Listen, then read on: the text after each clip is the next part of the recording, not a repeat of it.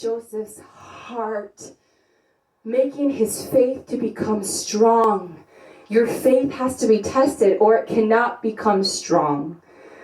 God allowed those things to happen. He knew it wasn't going to be a super fun time, but we're not called to have a super fun, easy life, comfortable life, right? But he knew he needed to take him through these tests. Jesus even had to go through tests in the wilderness, being tested by Satan. God allowed these tests to make Joseph's faith be strong.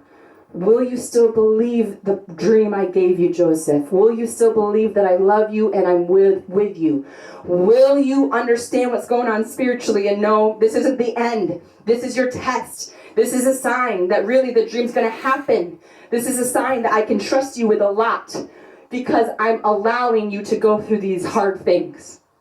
That was the kind of test Joseph was going through. And he passed those tests. He never denied God. He kept praising God. He kept trusting God. God was with Joseph.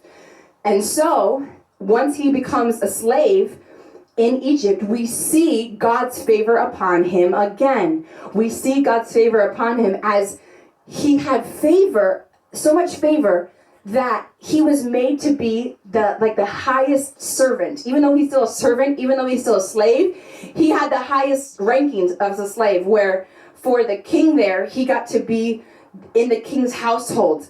And he got to serve the king, and the king put him in control of everything. He trusted him with everything. And because he did that, because God was with Joseph, Joseph was so anointed that because of that anointing, that favor on Joseph, it made the king to be blessed. It made everything the king did to be blessed because he had Joseph in his life.